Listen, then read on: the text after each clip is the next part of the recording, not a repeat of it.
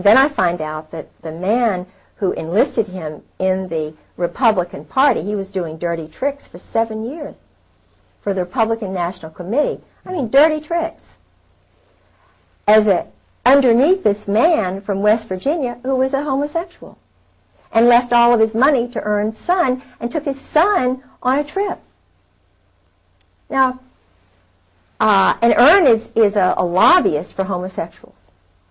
He's just, working in the Episcopal Church. He's got a group of women that he meets with at the seminary.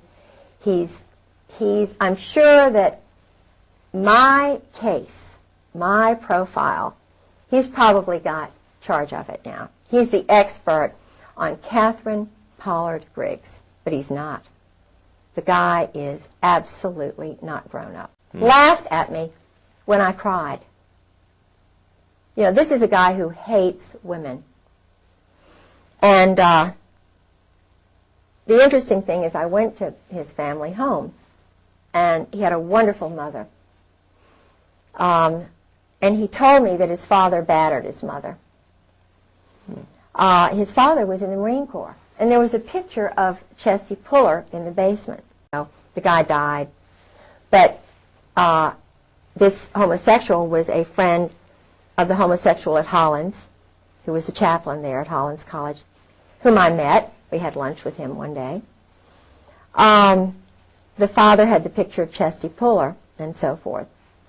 Well, Ern, I knew he was trying to sabotage me and so forth because I had already had Alexander Robinson come down from Princeton every other weekend, my husband's teacher, who was also a Marine, whose family brought over the Saudi royals, who was one of my husband's teachers, and I caught him walking around my house at 2 o'clock in the morning. I overheard him talking to my best friend's mother saying, now we just, undercutting me.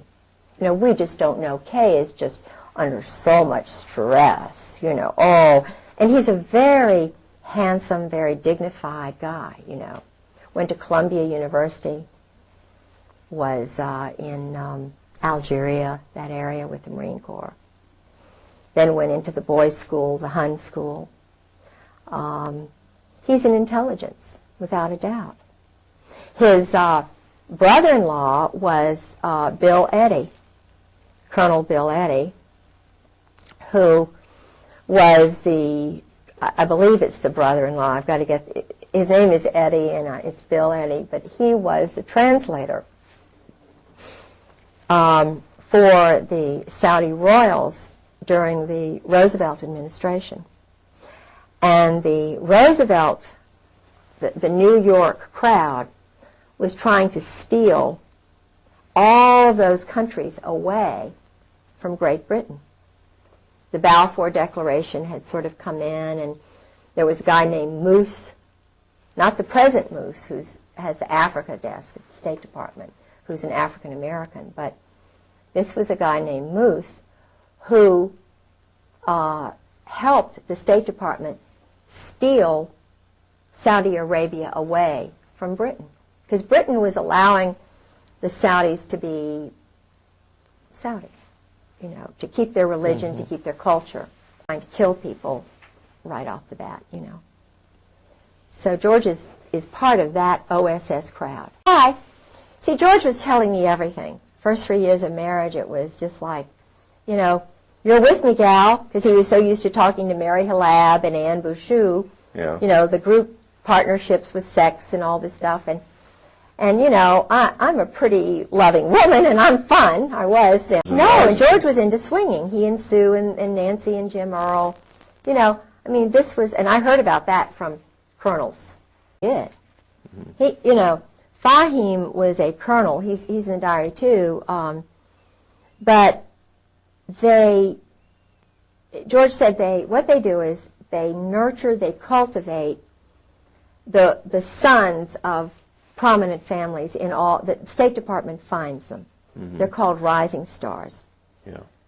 And they turn That's the word they used, George used. They turn them. They bring them in. They rope them in. If they're alcoholics, give them more booze than anybody. If they want women, they find the women. They turn them, and then let them know if they ever get in any trouble, come on over here. We'll take care of you. Well, Fahim had come on over here. Things were getting hot in Beirut.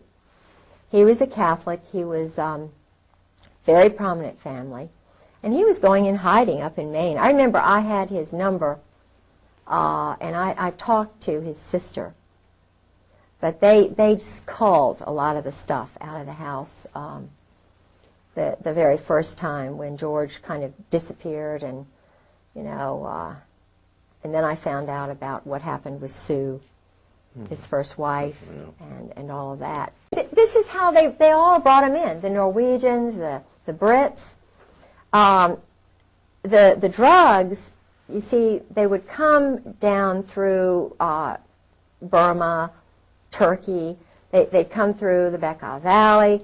The banks were in Beirut. They were in Panama, Mexico, in St. Thomas after, the laundering of cash. You see, cash, that's why some of the banks in New York, you can very easily find out who the drug lords are. Barry McCaffrey, I saw him 2 weeks ago, and he said something, he let it slip out. He's an Army general, He said, we haven't done any more or any less in the last 5 years. Yeah, no, they're just holding it. The word he used, I think, was holding it. It was a word that you could tell they'd used in briefings. They were the guys who were doing the drugs are military officers. In fact, one of George's best friends, Colonel Ray Moore, I suspect that Ray Moore was from the gang, the ghetto area in California. His wife was a very good friend of mine, Charlotte. She's dead? No, he is. Oh, he is. But when George would sort of disappear. Your husband? Yeah, all of a sudden they would appear and be in the house. Calm me down, take me over, exercise, do all this mystical stuff. And it was really funny because they came back from Mexico. And George just happened to disappear, and they were right there, Well, Ray Moore, all this stuff, I knew about his background, and I started thinking, what's going on in Mexico? Why the heck is Ray going down to Lake Chapala? And he would talk about his day. His day would be going out with the men, playing golf, going to this spa with the men, They were doing deals, going to Guadalajara. And there would be Tom Reap, another former chief of staff for Gray, going to Mexico. There would be Ken Millis, another temporary chief of staff when George's wife's funeral took place. There was Ken Millis.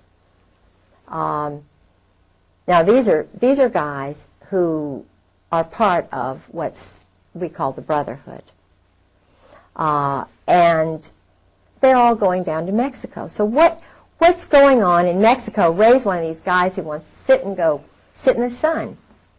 He doesn't want to go down there to Mexico and do all that stuff. Mm-hmm. But he did. And he got cancer all of a sudden. And another guy got cancer all of a sudden, right after he got out of the Marine Corps. He called it ABC, NBC. It was something like nuclear, biological, chemical, ABC, atomic, biological, chemical. They call it biologicals. And in fact, I'm not going to mention his name because this is a guy who's really a good guy who's scared. The word they use is shitless. Excuse me. But that's the word. This guy is petrified. In missiles and this is an elaborate big business. Like Peter Kawaja, Marine Corps guy, who's working in plain clothes at one of the plants in Florida. This is why George is in Florida. This is why they're all down in Florida because all of this stuff is being...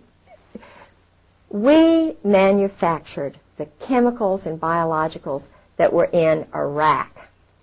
Now, if you don't believe me, you don't believe Peter Kawaja, a Marine Corps colonel, he says they killed his wife, I believe him. He worked in one of these factories. It was supposedly a candy factory where they were manufacturing deadly, deadly killer things. The Marine Corps, Al Gray, Krulak, Carl Mundy, he's in the CFR. He was in Ken Millis's class, who was the chief of staff, the one who controlled me. You know, I went to his mother's house in 7 Mile, Ohio. Flo, his father was a German Nazi. I'm not saying that, you know, being a German Nazi is bad, but he's part of this group. And if you don't believe me, if you don't believe Peter Kawaja about the drugs, you can, I mean, it's just, it's everybody knows